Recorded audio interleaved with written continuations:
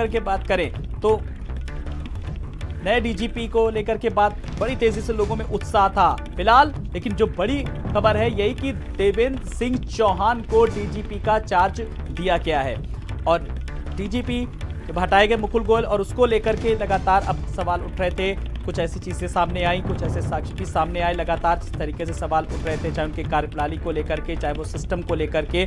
लेकिन अब इस बीच जो बड़ी खबर यही है कि देवेंद्र सिंह चौहान को डीजीपी का फिलहाल चार्ज दिया गया है। तो अब डीजीपी की जो जिम्मेदारी है फिलहाल देवेंद्र सिंह चौहान पे, अब जो नई जिम्मेदारी फिलहाल देवेंद्र सिंह चौहान के पास। और भारत समाचार के स्टेट हेड वीरेंद्र सिंह जी हमारे साथ जुड़ गए। वीरेंद्र जी, देवेंद्र सिंह चौहान को फिलहाल अब डीजीपी का चार्ज, नई जिम्मेदारी।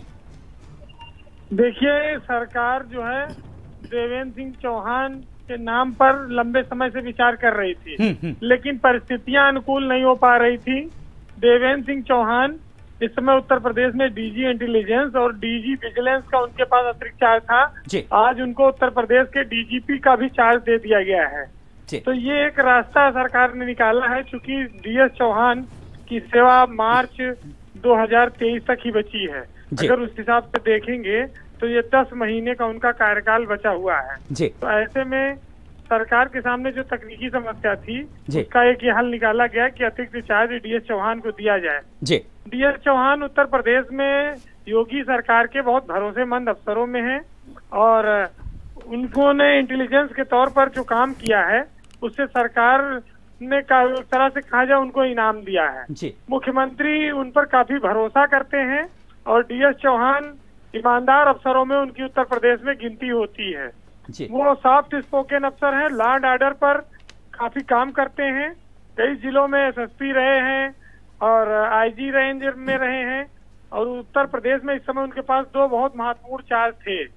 आज उनको फिर से डीजीपी, जो उत्तर प्रदेश बहुत बड़ी फोर्स है, 4 लाख से ज्यादा की फोर्स है, उसका मुखिया उनको बना दिया गया है। डीजीपी एक विभागाध्यक्ष भी होता है। तो डीएस चौहान को जैसा लोग कयास लगा रहे थे, सरकार ने उनको डीजीपी का अतिरिक्त चार्ज दे दिया है। जी बिल्कुल, डीएस चौहान पर जिस तरीके से काफी करीबी थे और सरकार भी पहले से विचार भी कर रही थी। और सबसे बड़ी बात यह वीरेंद्र जी की इंटेलिजेंस पर काम किया है, लॉ एंड ऑर्डर पर उनका पूरी तरीके से जो है वो कार्य अनुभव है, जिसको चलते कहीं ना कहीं सरकार ने ये निर्णय लिया।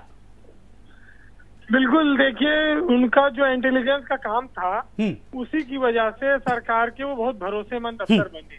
सरकार और खास तौर से मुख्यमंत्री उनको काफी मानते थे और महत्व देते थे, क्योंकि उनके पास सटीक सूचनाएं थी। लॉ एंड ऑर्डर सुधार में, अफसरों के फीडबैक में उनका बड़ा महत्वपूर्ण रोल रहता रहा है। तो डीएस चौहान यूपी के नए डीजीपी होंगे और उनको कार्यवाहक रूप से चार्ज दिया गया है, लेकिन वो काम तो ऐसे डीजीपी करेंगे। कार्यवाहक सिर्फ एक काम चलाऊ व्यवस्था के लिए शब्द इस्तेमाल होता है, लेकिन जब वो कोई व्यक्ति चार्ज ले लेता है तो वो फुल फ्लैज काम करता है। तो ये बहुत उत्तर प्रदेश के लिए बड़ी खबर है कि डीएस चौहान, देवेंद्र सिंह चौहान, जो उत्तर प्रदेश के ही रहने वाले हैं, मैनपुरी के, और इनकी पत्नी भी उत्तर प्रदेश में अभी आईएएस अफसर थी, वो केंद्र के लिए रिलीव हुई हैं।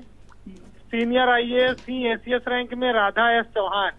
अब डीएस चौहान को यूपी में बहुत बड़ी जिम्मेदारी दी गई है। उत्तर प्रदेश पुलिस का उनको मुखिया बनाया गया है। जी तो बिल्कुल जिस तरीके से हम अपने दर्शकों को बता रहे हैं कि डीएस चौहान को फिलहाल डीजीपी का चार्ज मिला। और बड़ी बात यह है कि वीरेंद्र जी, यहां पर समझने वाली बात यह है कि जो चीजें इससे पहले के जो डीजीपी अगर बात करें मुकुल गोयल के साथ जो चीजें सामने आई, चाहे वो लगातार की उनका ट्रांसफर पर फोकस था, लॉ एंड ऑर्डर को लेकर के, तो वो चीजें कहीं ना कहीं इनके लिए सीखने के लिए भी हैं एक तौर पर साथ पर कि इन पर ज्यादा फोकस करना है। इससे पहले के जो मुकुल गोयल है उन्होंने कहीं ना कहीं हिला वाली थोड़ी सी बरती गई, जो चीजें सामने आई कहीं ना कहीं। देखिए, देवेंद्र सिंह चौहान का जो अनुभव है और जो उनकी कार्यशैली है वो मुकुल गोयल से बहुत अलग है। मुकुल गोयल सरकार के कामकाज में कहीं दिखते नहीं थे, वो डीजीपी जरूर थे लेकिन वो साइडलाइन चल रहे थे। और देवेंद्र सिंह चौहान एक एक्टिव अफसर हैं, वो यूपी में आईजी जेल भी रहे हैं, कई महत्वपूर्ण पदों पर रहे हैं और वो निर्णय लेने वाले अधिकारी माने जाते हैं। लॉ एंड ऑर्डर पर काफी उन्होंने काम किया है। तो मुकुल गोयल और देवेंद्र सिंह चौहान की तुलना दोनों अलग अलग है, क्योंकि डीएस चौहान को मुख्यमंत्री का भरोसा हासिल है, उनके हिसाब से वो काम करते हैं।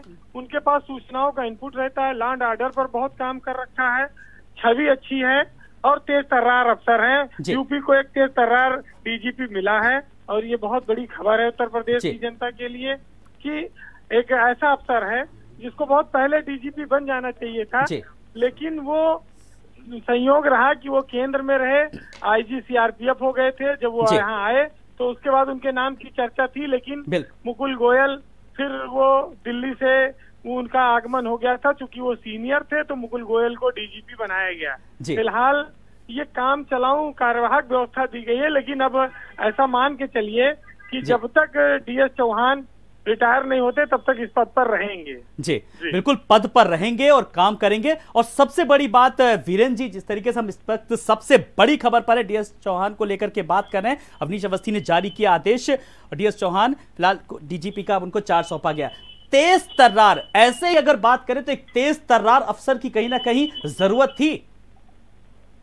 बिल्कुल, देखिए यूपी में जो डीजीपी थे उनको लोग भूल चुके थे और लोग जानते नहीं थे कि यूपी में इस समय कौन डीजीपी है, क्योंकि मुकुल गोयल कभी फील्ड में नजर नहीं आते थे और वो एकदम शांत पड़ चुके थे।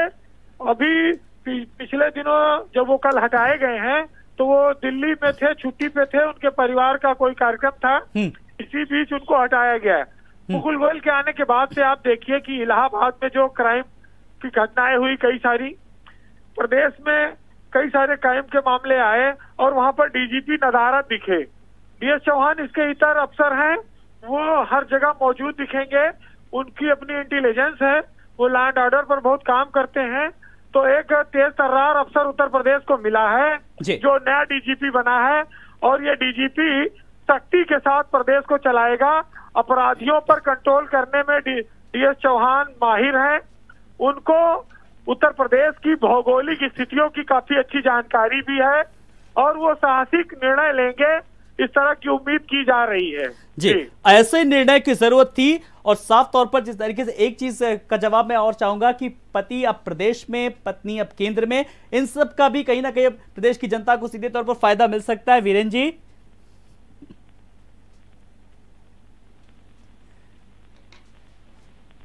चलिए फिलहाल बहुत बहुत शुक्रिया वीरेंद्र जी हमसे बात करने के लिए।